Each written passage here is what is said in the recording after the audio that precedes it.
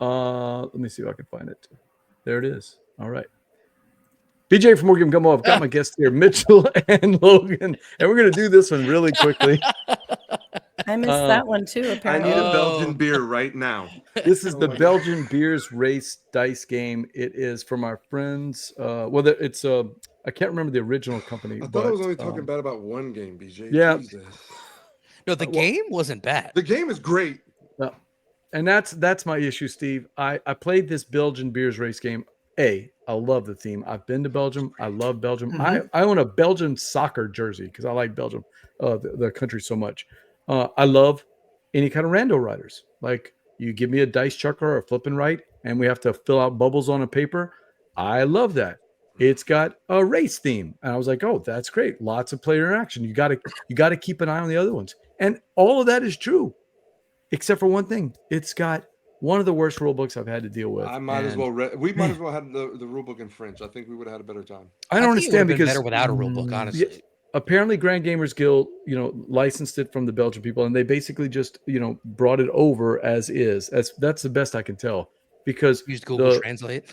Man, the rule book. Well, I think it already had a rule book, basically just ported over from the European release. But that rule book is just really tough.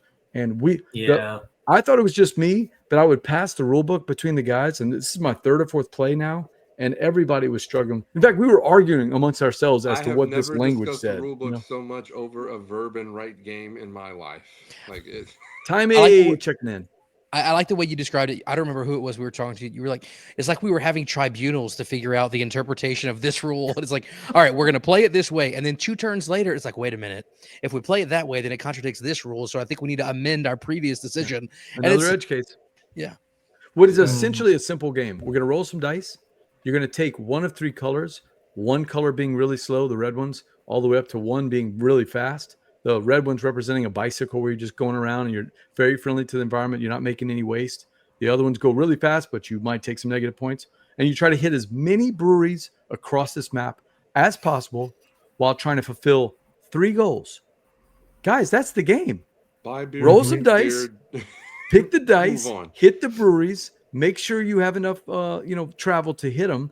Try to hit multiple ones if you can, and try to make the goals and get back to Brussels, to the castle before the timer runs out, and the timer being 3 turns after the first person completes their 3 quests. That's the whole game. I'm telling you, I could write this rule book. No, I shouldn't even say that because then somebody's gonna call me to write They're gonna call you to do it. Yeah. So the rule book was obviously Google translated because it was so directly translated from French that I thought it was Yoda who wrote the rule book because everything was out of order in this sense. So literally the linchpin of the whole rule book is that the die you use to move has to be the lowest numbered die. But the way it was written, die to buy and to buy or taste. Is it the lowest one you have at any given moment? So you have to do slow then high, or is it the lowest when you got all together? But it also says if it's the same color, you can join them together. So now I'm using more than one die. So I thought I could only use the lowest. Is it tied for lowest? And then I can use them together? It was one sentence about it.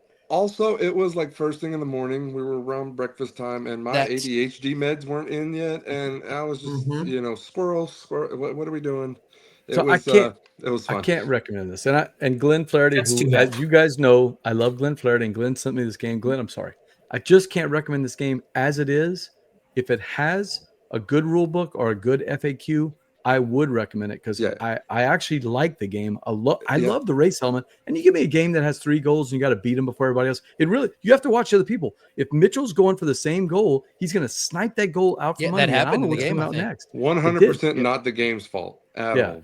Yeah. So, I feel bad. That's a shame. That's on my list to look at for PAX 2. And I like choose your own adventure. I just don't want to choose my own rules. That's not. Hey, ask them about that rule if they have a booth. Figure it out for us. You come back, give us a demo, and all we're looking for is when you're using the dice, how do you travel versus how do you buy and taste with the same dice that you pull? That's what I want to know. So, unfortunately for me, thank you to our friends at Grand Gamers Guild for sending it to me. I just can't recommend it now, but I will play it if we can get a fixed rule book. That is. Also, I'm not a fan of the name. The Belgian Beers race dice. Lowercase game. So that's what it is. That's fixable too.